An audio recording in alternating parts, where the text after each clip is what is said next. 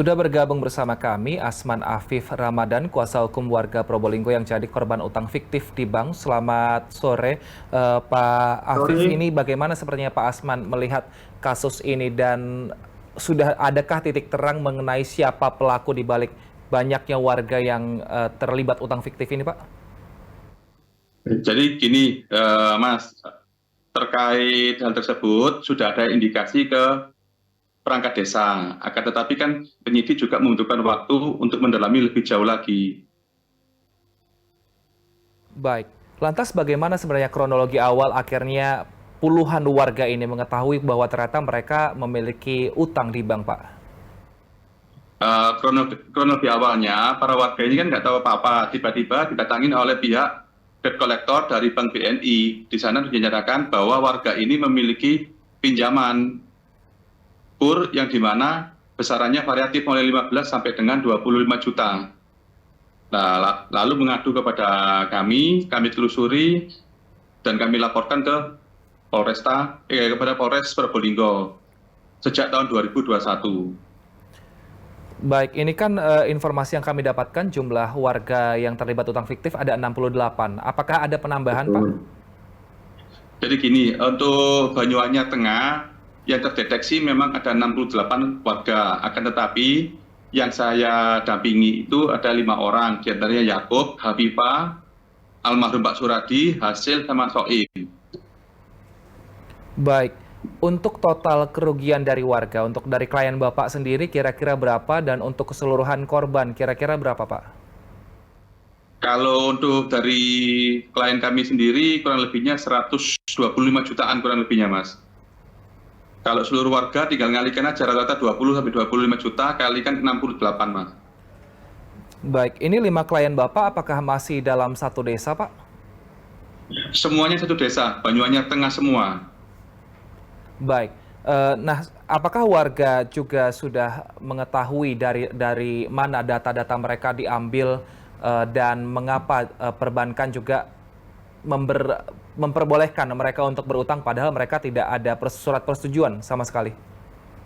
Nah, ini yang menjadi pertanyaan kami. Tadi kan kami kan tahun 2021 sebelum kami laporan ke Polres, kami bertemu dengan pihak Bank BNI.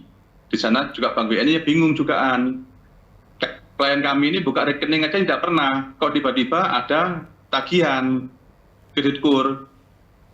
Ternyata usut punya usut ada permainan dari kepala desa, di mana satu syaratnya untuk menjadi kredit kur tersebut adalah memiliki kartu tani dan mendapatkan rekomendasi dari kepala desa. Hanya itu saja bisa cair anggaran kredit kur tersebut.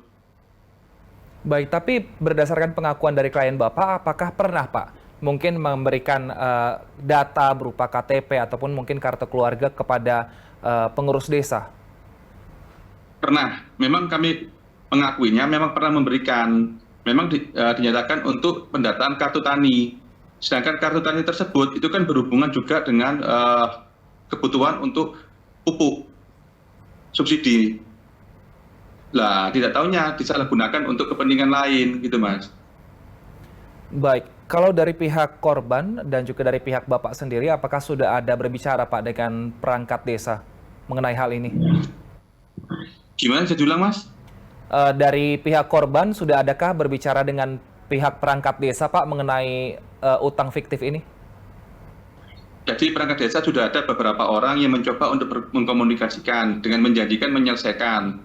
Sejak tahun 2021 sampai dengan hari ini belum terselesaikan. Justru ada satu yang Pak Suradi itu karena kepikiran punya utang sampai beliaunya yang bersangkutan meninggal dunia. Baik, artinya sampai ada yang korban meninggal dunia ya. Nah, tapi kalau dari pihak kepolisian laporan sudah diberikan dari tahun 2021. Mengapa sampai saat ini masih belum ada proses lanjutannya, Pak? Jadi waktu itu kan ada COVID, Mas. Jadi kan kita bergerak juga susah. Akhirnya ada kendala, beberapa pihak itu saling lempar tanggung jawab. Akhirnya kami mengajukan selik ke OJK, muncullah beberapa nama tersebut. Nah, akhirnya terbitlah LP dan hari ini sudah naik menjadi sidik juga hari ini, Mas. Mungkin minggu depan atau bulan depan sudah memanggil pihak-pihak terkait. Baik, kalau dari pihak kepolisian, apakah yang diperiksa sejauh ini baru hanya korban atau sudah memanggil saksi-saksi lain, Pak, dari pihak bank mungkin dan juga perangkat desa? Informasinya sudah manggil pihak-pihak terkait dari perangkat desa, sudah dipanggil semua. Baik, kalau korban sendiri sudah adakah yang membayarkan utangnya, Pak, karena takut dengan tagihan debt collector? Beberapa waktu lalu ada yang berpikiran untuk membayar, akan tetapi pihak dari keluarga korban yang salah satu tersebut keberatan juga karena merasa tidak pernah memiliki hutang.